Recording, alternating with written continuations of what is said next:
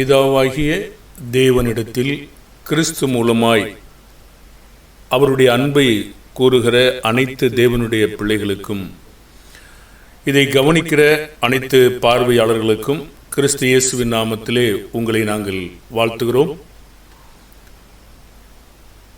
இந்த நாளிலே நாம் சுவிசேஷம் புதிய ஆத்துமாக்களுக்கு அறிவிப்பதிலே நாம் அநேக பாகங்களை பேசி வந்திருக்கிறோம். அதாவது நாம் புறப்பட்டு சுவிசேஷம் அறிவிக்க செல்ல வேண்டும். அறிவிக்கிறதனுடைய நோக்கம் என்ன? அறிவிக்க புறப்படும் போது, இன்னைக்கு செல்போனில் பேசும்போது நாம் ஒருவராய் பேசலாம். நேரடியாக சென்றால் சுவிசேஷம் நாம் அறிவிக்க செல்வதில் குறைந்தது இரண்டு பேராக செல்வதில் இயேசுவானவர் அந்த முறைமைகளை கையாண்டிருக்கிறார். அதுக்கான காரண காரியம் இருக்கிறது. தனியாக பெண்கள் இருக்கும் இடங்களில் சூழ்நிலைகளை உருவாக்க வேண்டாம். அது நம்முடைய பேறுகளை கெடுக்கும். நாம் யாவருக்கும் சுவிசேஷம் சொல்வது நம்முடைய மனதிலும் இருதயத்திலும் ஆழமாயிருந்த போதிலும், யாரிடத்தில் சொல்வது அவசியம் என்று இயேசு என்ன சொன்னார்? எல்லாரிடத்திலும் நாம் சொல்ல வேண்டும். வாஞ்சையும் விருப்பமும் தாகமும் உள்ளவரிடத்திலே நாம் சொல்வது அவசியம். போதிக்கும் போது வஞ்சகம், தந்திரம், பொருளாசை, மனுஷரை பிரியப்படுத்தும் வகையில் போதிக்கக்கூடாது. நாம் சுவிசேஷம் அறிவிக்கிற இடங்களில் எல்லோருக்கும் நல்ல வரவேற்பு இருக்கும் என்று நினைத்து செல்ல முடியாது. நிறைய உதாரணங்களை அதற்காக பார்த்தோம். அடுத்த காரியத்திலே நாம் கர்த்தருடைய பணியை செய்யும் போது வெட்கப்படக்கூடாது.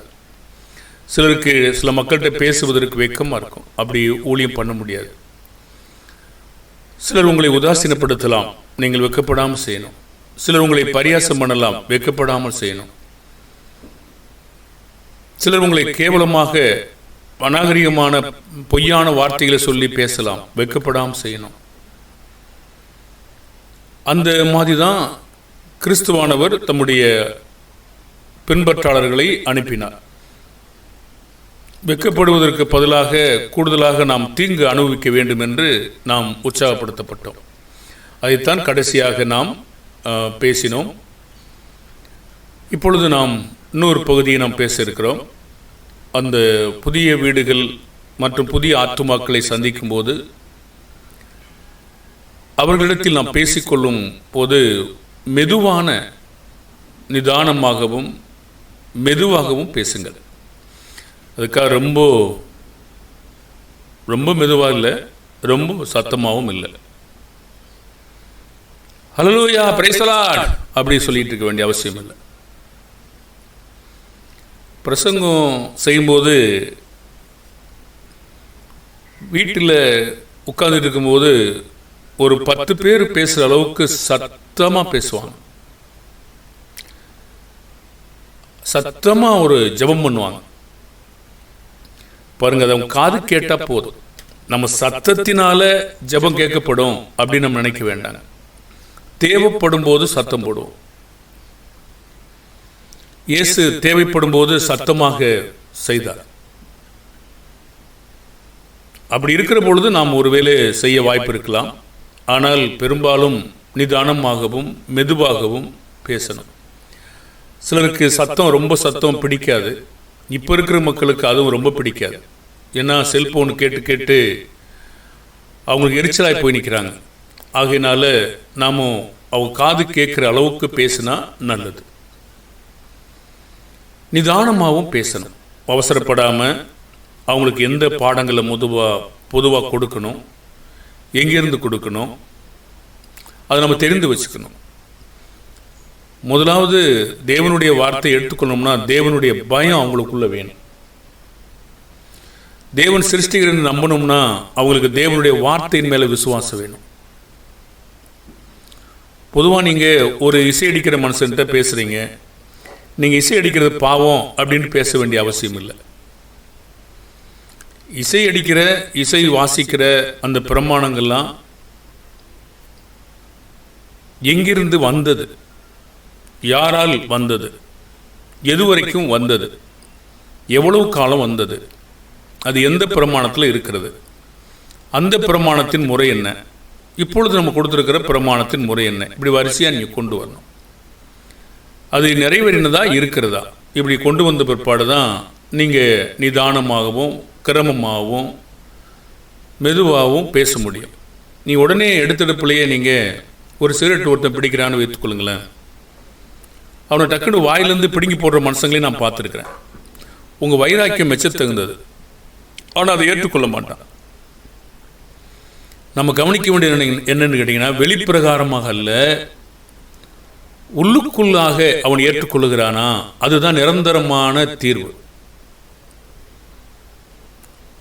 அப்போது வெளிப்புறம் சுத்தம்ங்கிறது நம்ம புதிய ஏற்பாட்டில் பார்க்குற மக்கள், உட்புறம் சுத்தமானால் வெளிப்புறம் தானாக சுத்தமாயிடும். ஆகையினால நிதானமாக கவனித்து மெதுவாக நீங்கள் அவங்கள்ட்ட பேச ஆரம்பிக்கணும்.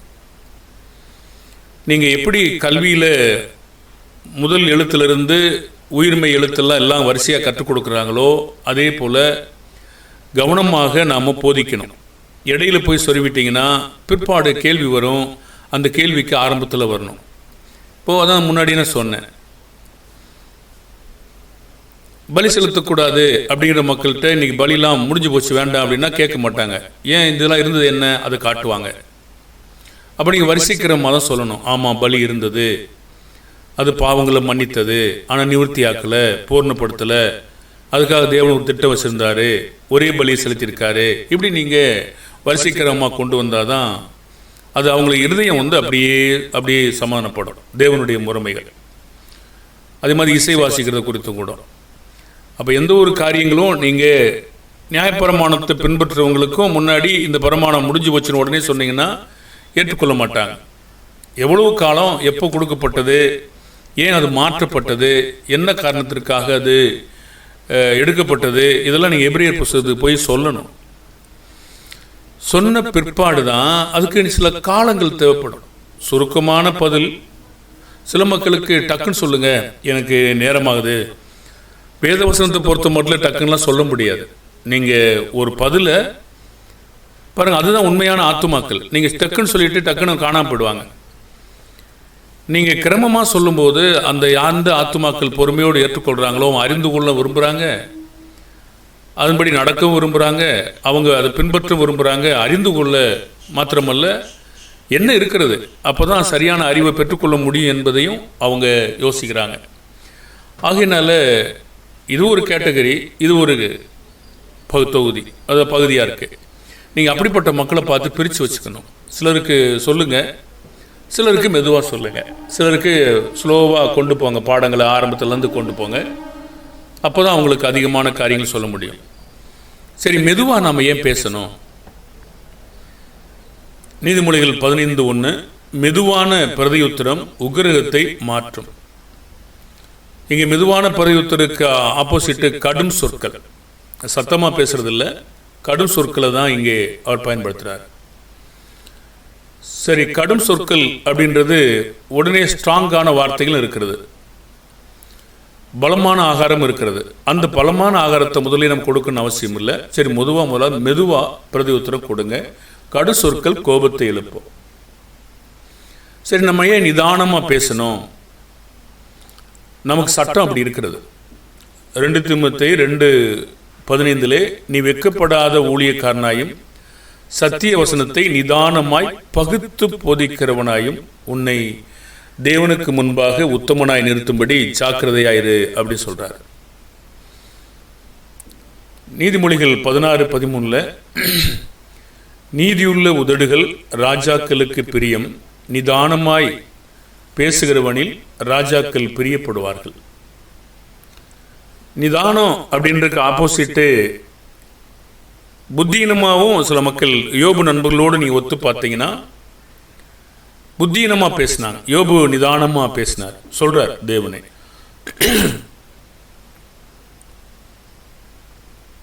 நீதிமொழிகள் 14:2 நிதானமாய் நடக்கிறவன் கர்த்தருக்கு பயப்படுகிறான், தன் வழிகளில் தாறுமாறானவனோ அவரை அலட்சியம் பண்ணுகிறான். சரி, நிதானம் அப்படின்னா என்ன? 1-2 உதாரணங்களை நாம் கவனிப்போம். கர்த்தர் யோபு 42:7-8 கர்த்தர் இந்த வார்த்தைகளை யோபோடு பேசின பின் கர்த்தர் தேமானியனான எலிப்பாசை நோக்கி, உன்மேலும் உன் 2 சிநேகிதர் மேலும் எனக்கு கோபம் மூளுகிறது. என் தாசனாகிய யோபு பேசினது போல நீங்கள் என்னை குறித்து நிதானமாய் பேசவில்லை. ஆதலால் நீங்கள் 7 காளைகளையும் 7 ஆட்டுக்கடாக்களையும் தெரிந்து கொண்டு என் தாசனாகிய யோபிடத்தில் போய் உங்களுக்காக சர்வாங்க தகன பலிகளை இடுங்கள்.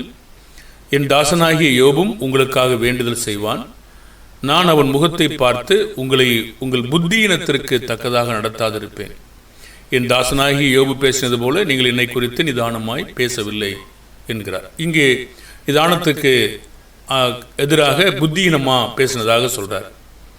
அப்போது புத்தியினமாக பேசும்போது நமக்கு சில கோபம் இருக்கும், சில ஃபோர்ஸ் இருக்கும்.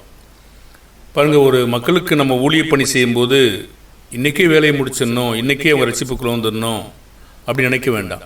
அவங்க அதை நினைக்கணும். இன்றைய ரட்சணிய காலம், இன்றைய அணுக்கிற காலம்.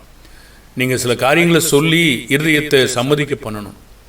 நீங்கள் படிப்படியாக சொல்லிட்டு வரும்போது இருதயம் எங்கே தடுமாறுது, எங்கே சம்மதிக்குது, எங்கே சம்மதிக்கலை, எங்கே எதிர்த்து நிற்குது, எங்கே இன்னும் அறிய விரும்புகிறது என்பது நீங்கள் ஸ்டெப் பை ஸ்டெப்பாக பார்க்க முடியும். அவங்களுடைய செயல்பாடை நீங்கள் கவனிக்க முடியும். உங்களை வாஞ்சிக்கிறாங்களான்னு நீங்கள் பார்க்க முடியும், விருப்பமாக இருக்காங்கன்னு பார்க்க முடியும். ரொம்ப ஆர்வமாகவும் ரொம்ப தாகமாகவும் நாங்கள் ஊழியம் செய்யும்போது அந்த பாடங்களை போஸ்ட்டு வரும்போது அடுத்து எப்போ வருவோம் சொல்லி அதிகமாக எதிர்பார்ப்பாங்க.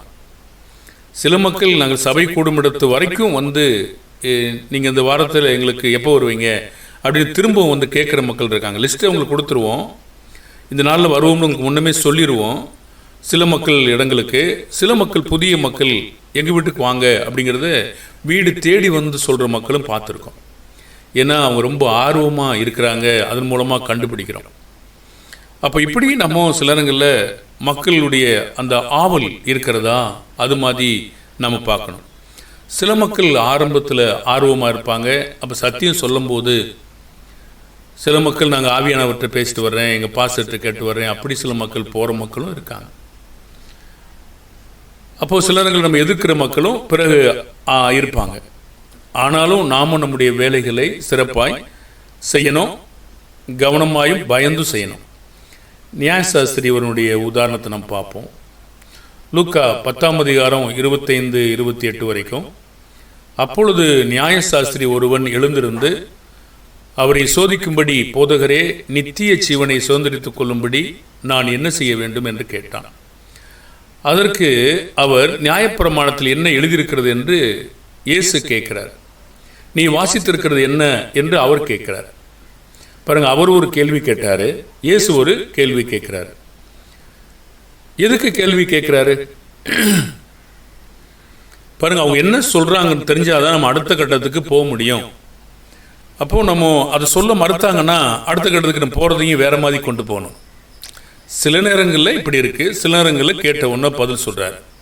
பாருங்க, ஒவ்வொரு மனுஷங்களை பொறுத்து தான் உங்களுடைய கேள்விகளும் நீங்கள் கேட்குறதும் உங்கள் வார்த்தைகளும் ஊழிய பணிகளும் அமையணும். ஒரே மாதிரி எல்லா இடங்களும் இல்லைங்க.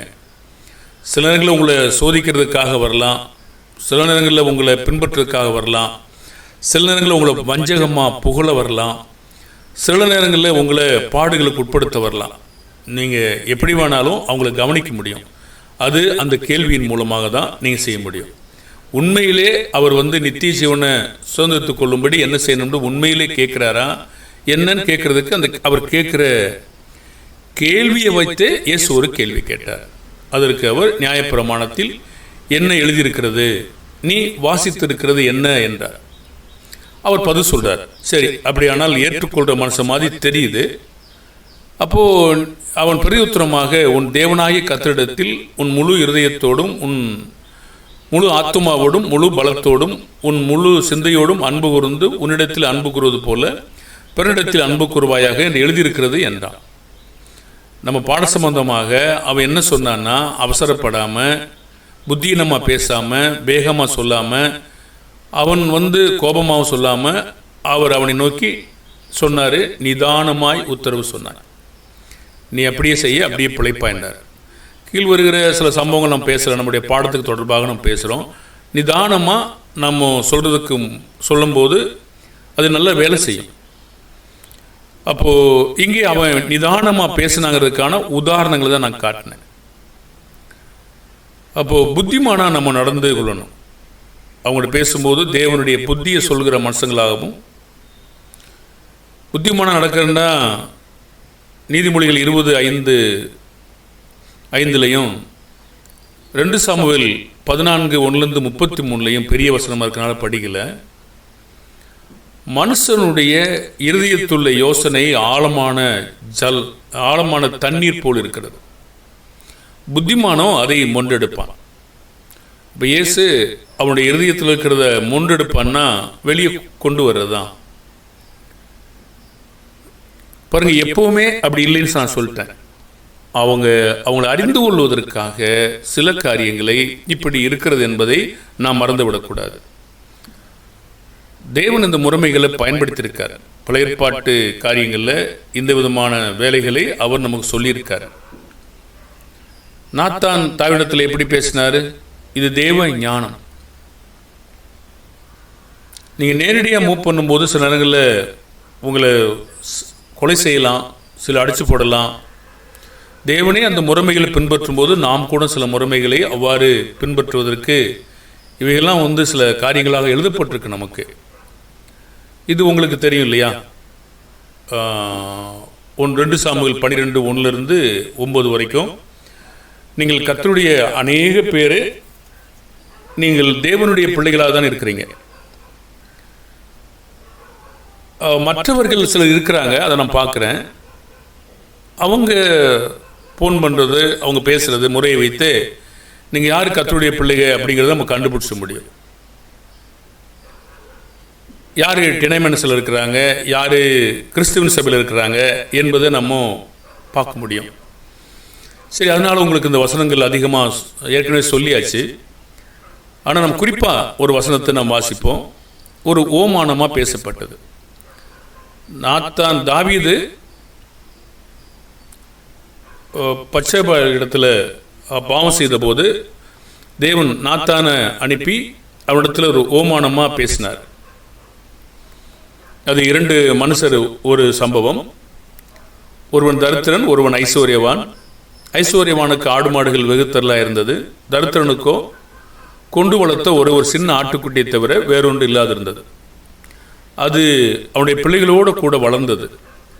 அவன் வாயின் அப்பத்தை தின்று அவன் பாத்திரத்தில் குடித்து அவன் மடியிலே படுத்துக்கொண்டு அவனுக்கு மகளை போல இருந்தது. அவர் உரியாவை தான் பேசுகிறாரு, வேற அந்த குடும்பத்தை பற்றி பேசுகிறாரு, எப்படியா நீங்கள் சொல்லிக்கங்க. அப்போ அந்த வழிப்போக்கன் வந்தான்.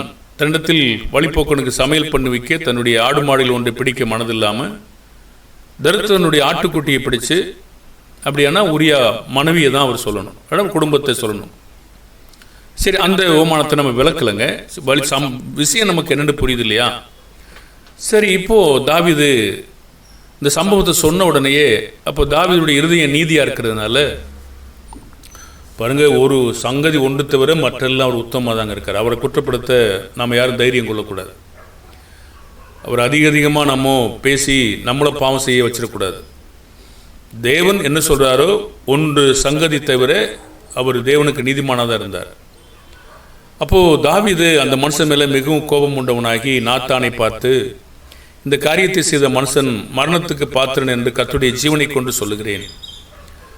அவன் சுபாவத்தை வெளிப்படுத்துகிறாரு. அவன் இரக்கமற்றவனாயிருந்து இந்த காரியத்தை செய்தபடியால் இந்த ஆட்டுக்குட்டிக்காக நாளத்தனையாய் திரும்ப செலுத்த வேண்டும் என்று தாவீது சொல்லிட்டார். இப்போது இருதயத்தை மொண்டு எடுத்துட்டாரா? வெளியெடுத்தாச்சு.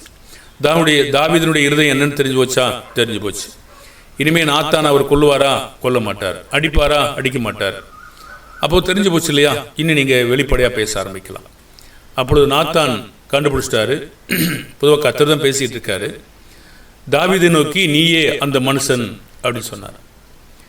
அப்போ இஸ்ரவேலின் தேவனாய கர்த்தர் சொல்லுகிறது என்னவென்றால், நான் உன்னை இஸ்ரவேல் மேல் ராஜாவாக அபிஷேகம் பண்ணி உன்னை சவுலின் கைக்கு தப்புவித்து உன் ஆண்டவனுடைய வீட்டை உனக்கு கொடுத்து உன் ஆண்டவனுடைய ஸ்திரீகளையும் உன் மடியிலே தந்து இஸ்ரவேல் வம்சத்தையும் யூதா வம்சத்தையும் உனக்கு கையளித்தேன்.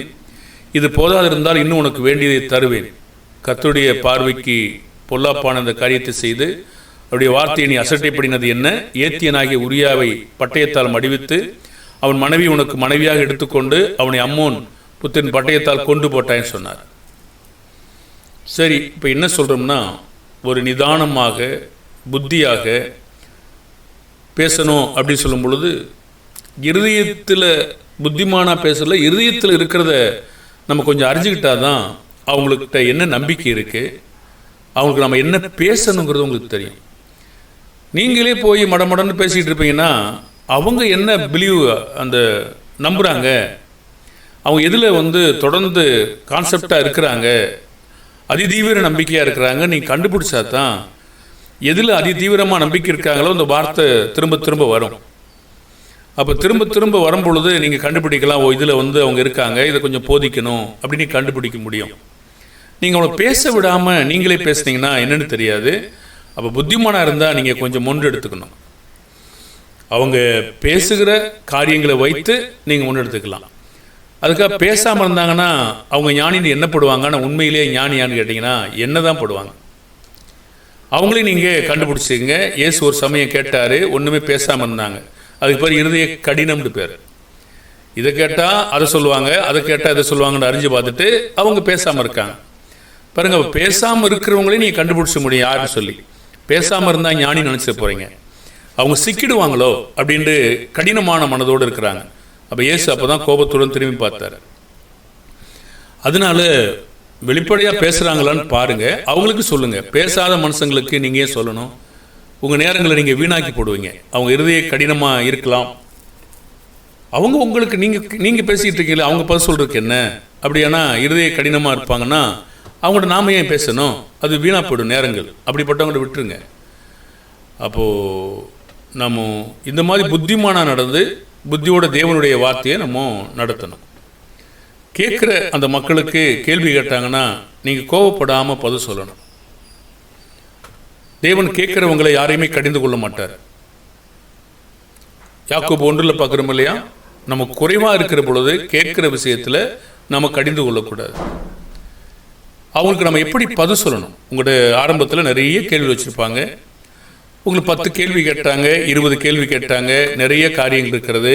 இப்படி இப்போ யாரை ஆராதிக்கணும்னு எனக்கு தெரியல, யார்கிட்ட செபிக்கணும்னு தெரியல, யாரை தொழுது கொள்ளணும்னு தெரியல, எப்படி பாடணும்னு தெரியல, இசை வாசிக்கணுமான்னு தெரியல, நியாயப்பிரமாணத்தை பின்பற்றணுமா, புதிய பிரமாணத்தை பின்பற்றணுமா, எதை பின்பற்றணும், அல்லது மேரியை பின்பற்றணுமா, யாரை பின்பற்றணும் தெரியலன்னு சொல்லி நிறைய கேள்வியை கேட்டாங்கன்னு வைத்துக்கொள்ளுங்களேன். இல்லை, எந்த கேள்வியை முதல்ல உங்களுக்கு சொல்லணுங்கிறத நீங்கள் தீர்மானம் எடுக்கணும். அப்போ எந்த கேள்வியை முதல்ல நம்ம சொல்லணும் அப்படின்னு கேட்டிங்கன்னா தேவனை பற்றி தான் சொல்லணும். நம்ம தொழுது கொள்ள வேண்டியவர், நம்ம சிருஷ்டித்தவர், நம் பயப்படத்தக்கவர் யார் என்று முதல்ல நம்ம சொல்லணும். நிச்சயமாக அது தேவனுடைய வார்த்தையிலேருந்து தான் நீங்கள் சொல்லணும். அப்போ தேவனுடைய வார்த்தையை நம்ப மாட்டேன்னு சொன்னாங்கன்னா நீங்கள் முதல்ல தேவனுடைய வார்த்தை எப்படி அப்படின்னு சொல்லணும். அப்புறம் தேவனே நம்ப மாட்டேன்னா தேவன் நம்பணுங்கிறதுக்கு நீங்கள் எடுத்துக்காட்டு சொல்லணும். அவர் காணாத தேவன், நம்பிக்கை தான், நம்பணும், அப்படி விசுவாசிக்கணும். விசுவாசிச்சாங்கன்னா அடுத்த கட்டத்துக்கு நவருங்க. நம்ப மாட்டேங்கிறவங்க நீங்கள் ஒன்றுமே சொல்ல முடியாதுங்க. எதுக்காக சொன்னோம்னா, நிறைய கேள்விகளை அவங்க சொன்னாலும் எந்த கேள்விக்கு நம்ம பதில் கொடுக்கணும் அப்படிங்கிறத முதல்ல நீங்கள் பார்த்துக்கணும். கண்டிப்பாக தேவ பயம் அவங்கள்ட்ட இருக்குதா அப்படின்னு பாருங்கள். தேவனுடைய வார்த்தையை அவங்க சொல்கிற வார்த்தையை அப்படியே எடுத்துக்கிறாங்களா அதை பாருங்கள். தேவனுடைய வார்த்தையை சொல்கிறத அப்படியே எடுத்துக்கிட்டாங்கன்னா அவங்க மேலே உங்களுக்கு நம்பிக்கை இருக்குது. தேவனுக்கு பயப்படுகிறத பற்றி போதிங்க, சிருஷ்டிகரை ஏற்றுக்கொள்கிறத பற்றி போதிங்க, அவருக்கு கீழ்ப்படுகிறத பற்றி போதிங்க, அவருடைய நியாயத்தீர்ப்பை குறித்து போதிங்க, கீழ்ப்படுகிறவங்களுடைய ஆசீர்வாதம் என்னங்கிறத போதிங்க. இதெல்லாம் சொன்னீங்கன்னா அவங்களுக்கு இன்னும் அதிகமான நம்பிக்கை நமக்கு வரும். கீழ்ப்படியாவிட்டால் அதனுடைய தண்டனையும் பலமாக இருக்கிறதை பற்றியும் சொல்லுங்கள். இப்போ தேவனுக்கு பயப்படுகிற மனுஷங்களாக இருந்தாங்கன்னா அவங்க நிச்சயமாக ஏற்றுக்கொள்வாங்க. சரி, அவங்களுக்கு நம்ம சாந்தத்தோடும் வணக்கத்தோடும் பதில் சொல்லணும். அந்த வசனத்தை நீங்கள் ஏற்கனவே எடுத்து வச்சுருப்பீங்க, படிப்போம். 1 பேதுரு 3:15 கர்த்தராகிய தேவனை உங்கள் இருதயங்களில் பரிசுத்தம் பண்ணுங்கள். உங்களில் இருக்கிற நம்பிக்கை குறித்து உங்களிடத்தில் விசாரித்து கேட்கிற யாவருக்கும் சாந்தத்தோடும் வணக்கத்தோடும் உத்தரவு சொல்ல எப்பொழுதும் ஆயத்தமாயிருங்கள். அவனவனுக்கு இன்னின்னபடி உத்தரவு சொல்ல வேண்டும். கொலோசியர் 4:6 சேர்த்து படிக்கிறீங்க. அவனவனுக்கு இன்னின்னபடி உத்தரவு சொல்ல வேண்டும் என்று நீங்கள் அறியும்படிக்கு உங்கள் வசனம் எப்பொழுதும் கிருபை பொருந்தினதாயும் உப்பால் சாரமேறினதாயும் இருப்பதாக. நீங்கள் 3:15 முதலாவது தேவனை உங்கள் இருதயங்களில் பரிசுத்தம் பண்ணுங்கள். தேவனை எப்படி இருதயத்தில் பரிசுத்தம் பண்ணுறது? பரிசுத்தம் பண்ணுறதுனா நமக்கு தெரியும், பிரித்தெடுக்கப்படுறது. அப்போ முதலாவது கர்த்தராகிய தேவனை நம்முடைய இருதயத்தில் எப்படி பரிசுத்தம் பண்ணுறது? பாருங்க, யார் தேவன் என்பதை நம்ம அறிஞ்சிருக்கணும்ல, பிரித்து பார்க்க வேண்டாமா? இப்போ யாரை சேவிக்கணும் அப்படிங்கிறது தெரிய வேண்டாமா? அப்போது உங்களில் இருக்கிற நம்பிக்கை குறித்து உங்களிடத்தில் விசாரித்து கேட்கிற யாவருக்கும் சாந்தத்தோடும், அதாவது தீங்கு செய்யாத, அவனுக்கு அதிகமான நீங்கள் கோபத்தை காட்டாமல் வணக்கமாகவும் உத்தரவு சொல்ல எப்பொழுதும் நீங்கள் ஆயத்தமாக இருங்கன்னு சொல்கிறார். அப்போது அந்த உத்தரவில் இன்னபடி அவன் இன்ன காரியங்களை கேட்டிருக்கிறான், இந்த காரியங்களை உத்தரவு சொல்லணும் அறியும்படிக்கு நாம் அந்த கிருபை பொருந்தினதாயும். அது கிருபை பொருந்ததுன்னா சரி, ஒருத்தர் கிருபை எப்படி பெற்றுக்கொள்வார்? அப்படியானா உத்தரவு சொல்லும் போதே உங்களை எத்தனை பேர் துன்பங்களுக்குள்ளே ஆக்கலாம், அநேக கேள்விகளை கேட்கலாம், உங்களுடைய நேரங்களை கெடுக்கலாம், உங்களை கோபப்படுத்தலாம், உங்களை எரிச்சல் மூட்டலாம். ஆனால் அதில் நீங்கள் தீமையை அனுபவிக்கிற பிள்ளைகளாக இருக்கும்போது கிருபை உங்களுக்கு கிடைக்கும்.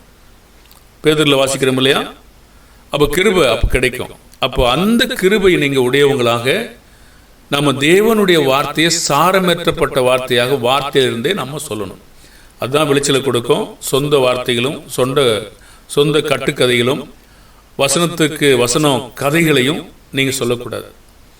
வசனத்திலிருந்து நீங்கள் உண்மையாகவே விளக்கம் அளிப்பதற்கு அந்த வசனத்தின்படியே நீ போதிக்கிற பிள்ளைகளாக நாம் இருக்கணும். சரி, இப்போது அவங்களுக்கு சாந்தத்தோடும் வணக்கத்தோடும் உத்தரவு சொல்லியாச்சு. அது இப்போ இது வரைக்கும் நம்ம ஒரு அருமையான பணியை செஞ்சுருக்கிறோம். இப்போ நீங்கள் வீட்டுக்குள்ளே உங்களை ஏற்றுக்கிட்டாங்க. வீட்டுக்குள்ளே ஏற்றுக்கிட்ட உடனே நீங்கள் அந்த வீட்டில் ஏற்றுக்கொள்ளும் போது நீங்கள் கவனமாக இருக்கும்படி முன்னமே உங்களுக்கு போதிச்சிட்டோம். அப்போது ஏற்றுக்கொள்ளும் பொழுது அவங்க உபசரிப்பாங்க. அப்போ உபசரிக்கும் போது ஒரு தண்ணி கொடுக்கலாம், ஒருவேளை குளிர்பானம் கொடுக்கலாம், ஒருவேளை டீ கொடுக்கலாம். நீங்கள் ஏற்கனவே அந்த உட்கார்ற இடம், நிற்கிற இடம், ஃபேனு, அதை பற்றி முன்னமே நம்ம பேசிட்டோம். அப்போது நம்ம உபசரித்தா அது நம்ம கண்டிப்பாக ஏற்றுக்கொள்ளணும். அது கெட்டதாக இருந்தாலும் நல்லதாக இருந்தாலும் ஏற்றுக்கொள்ளணும். பாருங்கள், நாங்கள் ஊழியம் செய்கிற நாட்களில் நம்மள அன்பு கூர்ந்து ஒரு வீட்டார் மிகுந்த காரத்துடன் அதுக்காக ரொம்ப பிரயாசப்பட்டு அநேக உணவுகளை தயார் பண்ணி வச்சுருந்தாங்க. அப்புறம் சாப்பிடும்போது அது அப்போவே வயிற்றால் ஓடக்கூடிய சூழ்நிலையில் வயிற்றை கலக்கிடுச்சு. அவ்வளோ பெரிய காரம், கண்ணில் தண்ணி வந்துச்சு. அவங்க சாப்பிட்றாங்க, அவங்க சாப்பிட்றது நம்ம சாப்பிட்றதுக்காக தான் செஞ்சுட்டாங்க, அன்போடு செஞ்சுட்டாங்க. சரி, நாங்கள் எல்லாத்துலேயும் கொஞ்சம் கொஞ்சமாக சாப்பிட்டோம். அவங்க ரொம்ப சாப்பிடல அப்படிங்கிற வருத்தம் வந்துச்சு. ஆனால் நாங்கள் ஒன்றும் சொல்லலை, எங்களால் இவ்வளோ போதும் அப்படின்னு சாப்பிட்டு வந்தோம். வீட்டுக்கு வந்த உடனே வயிற்றுப்போக்காயிடுச்சு. சரி, அவங்களுடைய நம்ம அந்த கார உணவை நம்ம கவனிக்கலை, அவங்களுடைய அன்பை நம்ம பார்த்தோம். தேவனுடைய பிள்ளைகளை உபசரிக்கிற விதமும், அவங்க சமைத்து வைத்திருக்கிற விதமும், அவங்கள அன்போடு நம்மளை கவனிக்கிற விதமும், வாஞ்சையாகவும் வருந்தி கேட்கறதுலையும் அவங்க இருக்கக்கூடிய ஒரு தன்மையை நாம் பார்த்தோம். அது முரட்டுத்தனமாக நாம் பார்க்கல. அது பாருங்கள், நம்ம குழந்தைகளாக இருக்கும்போது நம்ம மேல் அவங்க இருக்கிற அந்த சூழ்நிலையில் நம்ம போதும் அப்படிங்கும்போது வேணாம், இன்னும் சாப்பிடுங்க, இன்னும் சாப்பிடுங்க, நான் இன்னும் சாப்பிடுங்க அப்படி சொல்லும்போது அது முரட்டுத்தனம் அப்படி நம்ம நினச்சக்கூடாதுங்க. அவங்களுக்கு அவங்க பழக்கத்தில் அப்படித்தான் இருக்குது. நம்ம பழக்கத்தில் போதும்னா அவ்வளோதான், போதும், எனக்குடைய மனதும் இருதயமும் போதும் சொன்னால் போதும், வீட்டில் புரிஞ்சுக்கிடுவாங்க. இதுக்கு மேலே அவங்க சாப்பிட மாட்டாங்க. அவங்களுக்கு என்ன புரியும்? ஒரு பழக்கமாக இருக்குதாங்க. ஏன்னா இந்த சாப்பிட வீட்டுக்கு போகிற விருந்தினர் மக்கள் சும்மா போதுன்றாங்க. அப்போ சும்மா போதுன்னா அவங்க சும்மா வச்சுக்கிட்டு இருப்பாங்க. இது ரெண்டு பழக்கம் நம்ம ஊர்கள் நிலவுது. பாருங்கள், ஒரு மனிதனுக்கு வேணும்னா அவன் கேட்க போகிறான். அது நல்லா புரிஞ்சுக்கிட்டவங்கள்ட்ட அவங்க நினைக்கிறாங்கன்னா வெக்கப்பட்டு கேட்க மாட்டாங்களோ அப்படி நினைக்கிறாங்கன்னு சொல்லி இன்னும் அதிகமாக அவங்க செலுத்தும் போது அவங்க தப்பாக புரிஞ்சுக்கிறாங்க. அது மொட்டத்தனமா? தயவுசெய்து அப்படி யோசிக்க வேண்டாம். அந்த சூழ்நிலையில் அது இல்லை. வேறு ஒரு நேரங்களில் மொட்டத்தனம் இருக்கலாம், ஆனால் அந்த சூழ்நிலையில் அது இருக்க வாய்ப்பில்லை. அவங்களுடைய அன்பை தான் நம்ம பார்க்குறோம். அவங்களுடைய அன்பில் அவங்க பழக்க வழக்கங்கள் அப்படி இருந்துக்கிறதுனால அப்படி இருக்குது. பிறகு சொல்லும்போது புரிஞ்சுக்குவாங்க. இப்போ நம்ம அவங்களுக்கு முன்னாடி வைக்கிறத சந்தோஷமாக நம்ம சாப்பிட்ணும், மகிழ்ச்சியாக அவங்கள வாழ்த்தணும். ஆதியாகமம் 24ஆம் அதிகாரம் 31, 32, 33. அப்பொழுது அவன், கர்த்தரால் ஆசீர்வதிக்கப்பட்டவரே உள்ளே வார், நீர் வெளியே நிற்பானேன். முதலாவது வீட்டுக்கு வந்தவங்களை உள்ளே அழைக்கிறது என்பது நம்முடைய தமிழ்நாட்டு கலாச்சாரம் மட்டுமல்ல, வேதாகமத்தின் கலாச்சாரம். சென்னையில் நீங்கள் எல்லாரையுமே உள்ளே விட முடியாதுங்க. அவங்க யார் என்னன்னு தெரியாது. ஆனால் அன்றைய நாட்களில் எல்லாரையும் அவங்க உள்ளே விட்டாங்க பாருங்க. அப்பொழுது அவன், கர்த்தரால் ஆசீர்வதிக்கப்பட்டவரே உள்ளே வாரும், நீர் வெளியே நிற்பானேன். உமக்கு வீடும் ஒட்டகங்களும் இடமும் ஆயத்தம் பண்ணி இருக்கின்றேன் என்றான். அப்பொழுது அந்த மனிதன் வீட்டுக்கு போனான். லாபான் ஒட்டகங்களில் கட்டவிழ்த்து ஒட்டகங்களுக்கு வைக்கோலும் தீவனமும் போட்டு அவனும் அவனோட வந்தவர்களும் தங்கள் கால்களை கழுவிக்கொள்ள தங்கள் கால்களை கழுவிக்கொள்ள தண்ணீர் கொண்டு வந்தான். பின்பு அவனுக்கு முன்பாக போஜனம் வைக்கப்பட்டது. அப்பொழுது அவன், நான் வந்த காரியத்தை சொல்லும் முன்னே புசிக்க மாட்டேன் என்றான். அவன், சொல்லும் என்றான். இது ஒரு விஷயமா வந்திருக்காங்க இல்லையா? ஆபிரகாமிடத்தில் தேடி வந்த மக்கள், லோத்திட தேடி வந்த மக்கள், இதெல்லாம் நாம் சொல்வதற்கு நிறைய நேரம் இல்லை. இவங்கெல்லாம் வந்த உடனே அவங்க அந்த உபசரணையும் அவங்க கால்களுக்கு தண்ணி கொடுப்பதும், இன்றைக்கு நம்ம கால்களில் தண்ணி கொடுக்கறதில்லை. அன்றைக்கு நடைப்பயணங்களாக நிறைய தூரங்களில் கழுதைகளையோ நடைப்பயணங்களாகவோ அந்த கால்களில் தண்ணி கொடுக்குற பழக்கம் கூட நல்லது. ஏன்னா அந்த களைச்சி போன கால்களில் தண்ணி ஊற்றினா கொஞ்சம் நல்லா தான் இருக்கும். எப்படி இருந்தாலும் வேதாகமத்தின் முறையாக இருக்கிறது, அது பின்பற்றுறது ஒன்றும் தவறு இல்லை. முதலாவது வர்றவங்களும் உள்ளே நம்ம கூப்பிட்றாங்களா, அதுவே ஒரு நல்ல குணம். வெளியே வச்சு பேசுகிறாங்களா பாருங்கள், சிலர் நம்பிக்கையோடு உள்ளே கூப்பிடுவாங்க. நீங்கள் எப்படிங்கிற மக்களை குறித்து அதுவே உங்களுக்கு சொல்லும். சிலர் சென்னை மாநகரமாக இருந்தபடினால் எல்லாரையும் நம்ப முடியாது, கொஞ்சம் பார்த்து தான் செய்ய முடியுங்கிறத பார்ப்பாங்க. அதுக்கு அவங்க தப்பாக நினைக்க முடியாது. சூழ்நிலையும் இப்படிப்பட்ட நேரங்கள் இருக்கிறபடினாலே அப்படி நினைக்கிறாங்க. சில இடங்களில் அங்கீகரித்துக் கொள்வாங்க. லூக்கா 7:44, 45, 50 வரைக்கும் ஸ்திரீயிடமாய் திரும்பி சீமோனை நோக்கி, இந்த ஸ்திரீயை பார்க்கிறாயே, நான் உன் வீட்டில் பிரவேசித்தேன், நீ என் கால்களுக்கு தண்ணீர் தரவில்லை. இவ்வளோ கண்ணீரினால் என் கால்களை நனைத்து தன் தலைமயிரினால் அவைகளை துடைத்தாள். நீ என்னை முத்தம் செய்யவில்லை. இவ்வளோ நான் உட்பிரவேசித்தது முதல் என் பாதங்களை ஓயாமல் முத்தம் செய்தாள். நீ என் தலையில் எண்ணெய் பூசவில்லை. இவ்வளோ என் பாதங்களில் பரிமள தைலம் பூசினாள். ஆதலால் நான் உனக்கு சொல்லுகிறேன், இவள் செய்த அநேக பாவங்கள் மன்னிக்கப்பட்டது. இவள் மிகவும் அன்பு கூர்ந்தாலே, எவனுக்கு கொஞ்சம் மன்னிக்கப்படுகிறதோ அவன் கொஞ்சமாய் அன்பு கூறுவான் என்று சொல்லி அவளை நோக்கி, உன் பாவங்கள் மன்னிக்கப்பட்டது என்றார். அப்பொழுது கூட பந்தியிருந்தவர்கள், பாவங்களை மன்னிக்கிற இவன் யார் என்று தங்களுக்குள்ளே சொல்லிக் கொண்டார்கள். அவள் அந்த ஸ்திரியை நோக்கி, உன் விசுவாசம் உன்னை ரட்சித்தது, சமாதானத்தோட போ என்றார். சரி, அப்போ என்ன நாம் பார்க்குறோம்? சில இடங்களில் அங்கீகரித்து கொண்டு அன்பான உபசரணை செய்வாங்க. உபசரணை செய்கிறதுக்காக நீங்கள் போகலைங்க, அவங்களுடைய அன்பிற்காக திரும்ப அவங்க வீடை நீங்கள் நாடி அதிகமாக செயலாற்ற விரும்புங்க. வீட்டுக்குள் பிரவேசித்து உங்களை பற்றி தெரிவித்த பிற்பாடு அவர்களை நீங்கள் விசாரிங்க. 2 ராஜாக்கள் 4:26, நீ அவளுக்கு எதிர்கொண்டு ஓடி, சுகமாக இருக்கிறாயா, உன் புருஷன் சுகமாக இருக்கிறானா, அந்த பிள்ளை சுகமாக இருக்கிறதா என்று அவரிடத்துல கேளு என்று சொன்னால் சுகந்தான்னு சொன்னாங்க. அப்போ இப்படி நம்ம ஒவ்வொரு நேரங்களும் நம்ம செய்யணும். அது ரொம்ப முக்கியம். வீட்டுக்குள் நுழைஞ்ச உடனே நம்ம இவ்வாறு நடந்து கொள்ளுங்கிறத முதலாவது ஏற்கனவே சொல்லிட்டோம். அப்போது நம்ம எல்லா இடங்களையும் ரம்மியமாக இருக்க நம்ம கற்றுக்கொள்ளணும். பிலிப்பியர் 4:11, 12. அப்போ நம்ம பாடுபடவோ துக்கப்படவோ கூடாது. நாம் தேவனுடைய பணியை அறிவிக்க சொல்கிறோம். அதில் நம்ம உத்தமமாகவும் உண்மையாகவும் நம்ம நடந்து கொள்ளணும். அப்போது நம்ம ஏற்றுக்கொள்ளப்படும் போது அவங்களுக்கு முன்னதாக நம்ம சாந்தமாக தேவனுடைய வார்த்தையை மிகுந்த கவனத்தோடு போதிப்போம். கர்த்தர் நம்மை ஆசீர்வதிப்பார். இந்த அடுத்த ஒரு பாடத்திலே நாம் ஒரு வீட்டுக்குள்ளேயோ அது ஒரு கிராமத்திலேயோ ஒரு பட்டணத்திலேயோ நீங்கள் போயிருக்கீங்க. எதுக்கு போயிருக்கீங்க? ஒரு ஏரியாக்குள்ளே போயிருக்கீங்க. இது ஒரு ஒரு பயங்கரமான ஒரு ஏரியாவா? பார்த்தோன்னு தெரியும். இப்போ அப்போஸ்தலனாகிய பவுல் ஒரு அத்தனை பட்டணத்தில் போனார். அங்கே பார்க்கும்போது அந்த ஏரியா பற்றி, அந்த பட்டணம் எப்படிப்பட்ட சூழல் இருக்குது என்பதை கண்டுபிடிச்சிட்டார். அப்போ போய் நீங்கள் பெரிய மெக்கப்போனை வச்சுக்கிட்டு விக்கிரகங்களை வணங்குகிற மதிகட்டவர்களே, கட்டைகளையும் கேட்காதகளையும் வணங்குற மதிகட்டவர்கள்னா ஓங்கி ஒருத்தர் அடி விடுக்கும் உங்களுக்கு.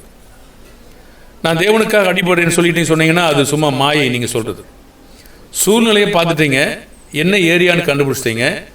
ஆனால் அங்கே போய் நின்றுக்கிட்டு நீங்கள் மதிகட்டவர்களே பாவிகள் இருந்தீங்கன்னா உங்களை மொட்டையடிப்பாங்கல்ல பாருங்கள். அது பாடுபடுற வேலையில் நீங்கள் மொட்டத்தனமாக ஞானமாக நடக்காத ஒரு வேலை.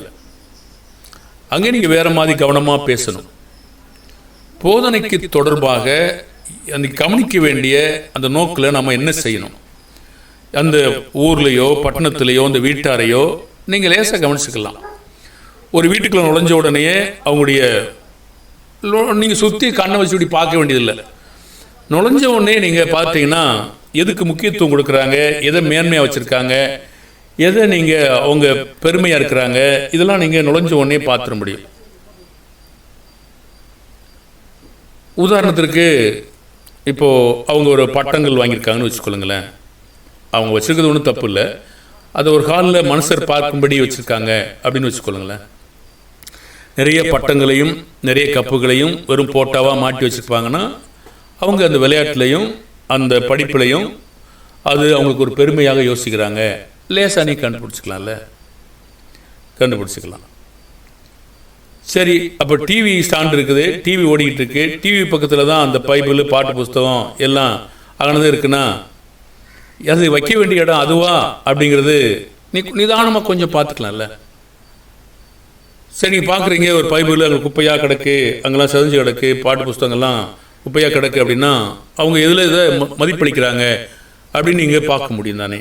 இதெல்லாம் நீங்கள் கண்ட்டை உத்து பார்க்க தேவையில்லைங்க. லேசாக ஒரு பார்வை பார்த்தா போதும், அது நமக்கு தெரிஞ்சிடும். அப்போது நம்ம அடுத்த பாடத்தில் என்ன பார்க்க போகிறோம்னா, ஒரு வீட்டுக்குள்ளேயோ பட்டணத்திலோ சென்றவுடன் போதனைக்கு தொடர்பாக நீங்கள் கவனிக்க வேண்டிய காரியம் என்ன, அதை பற்றி தான். எப்படி கவனித்தா அப்போ தான் நீங்கள் போதிக்க முடியும். புதிய மக்கள்கிட்ட போகிறீங்க, புதிய காரியங்களை போகிறீங்க, என்ன சூழ்நிலையில் போதிக்கணும் அப்படிங்க பார்க்கணும்ல. சரி, நீங்கள் ஒரு இடத்துக்கு போயிட்டீங்க, அந்த ஏரியா முழுதும் ஒரு விபச்சாரம் பண்ணுற இடம், அங்கே போய் விபச்சாரிகளே அப்படின்னீங்கன்னா என்ன ஆகும்? அவங்களுக்கு நீங்கள் வேறு விதமாக சொல்லி மனமாற்றுறதுக்கு பதிலாக உடனே நீங்கள் விபச்சாரம்னா என்ன ஆகும்? அடிப்பாங்கள்ல உங்களை. அப்போ இது ஒரு ஞானமான செயலாக இருக்காது. ஆகையினால நீங்கள் கவனித்து அதை கண்ணோக்கத்தில் பேசும்படி அடுத்த வாரத்தில் பேசுவோம். இப்போ நம்ம ஜெபிப்போமா? மகா இரக்கமும் அன்பும் நிறைந்த நல்ல பிதாவே, இந்த நேரத்திற்காக நன்றி. பிதாவே, நாங்கள் புதிய ஆத்துமாக்களையும் புதிய மக்களை சந்திக்கிற பொழுது அவர்களிடத்திலே நாம் எப்படி அணுக வேண்டும் என்பதை குறித்து நாங்கள் படித்து வருகிறோம். பிதாவே, நாங்கள் நிதானமாகவும் மெதுவாகவும் சாந்தமாகவும் எங்களுக்கு வருகிற துன்பங்களையும் அவமானங்களையும் தாங்குகிறவர்களாகவும், பிதாவே, நீர் எங்களை பலப்படுத்தும்படியாக உம்முடைய வேதத்தின் மாதிரிகளை கண்டுபிடிக்கவும், கிறிஸ்துவின் மாதிரியையும் தேவனுடைய முறைமைகளையும் கண்டுகொள்ள எங்களுக்கு கண்களை திறந்தருளுங்க. பிதாவே, நிதானமாய் பேசவும் புத்திமானாய் நடந்து கொள்ளவும் எங்களுக்கு உதவி செய்யுங்க. நாங்கள் எல்லா இடங்களிலும் ஒரே மாதிரி இல்லாமல் சூழ்நிலைகளை பார்த்து பேசுவதற்கு எங்களுக்கு உதவி செய்யுங்க. சாந்தத்தோடும் வணக்கத்தோடும் தீமைகளை அனுபவித்து நாங்கள் உப்பால் சாரமேறின கிருபை பெறுந்த வசனத்தை சொல்ல எங்களுக்கு உதவி செய்யுங்க. அந்த வீட்டில் எங்களுக்கு அன்போடு ஏற்றுக்கொள்கிற முறைமைகளையும் அன்போடு உபசரிக்கிறவைகளையும் அங்கீகரித்து கொள்ள உதவி செய்யுங்க. அந்த வீட்டை வாழ்த்த எங்களுக்கு உதவி செய்யுங்க. அங்கீகரித்து கொள்ளும் போதும் அங்கீகரிக்காத போதும் நாங்கள் வெக்கப்படாத ஊழியக்காரனாக வேலைகளை செய்ய உதவி செய்யுங்க. அவர்களை விசாரிக்க எங்களுக்கு கற்றுத்தாருங்க. இப்படி ஒவ்வொரு இடங்களையும் நாங்கள் உம்முடைய ஊழிய பணிகளை உம்முடைய மாதிரியை பின்பற்றி நடக்க எங்களை தகுதிப்படுத்தி ஆசீர்வதிக்கும்படியாய் கர்த்தராகிய இயேசுவின் நாமத்தில் செபிக்கிறோம் நல்ல பிதாவே, ஆமேன். வாழ்த்துக்கள் அன்பான தேவனுடைய பிள்ளைகளே.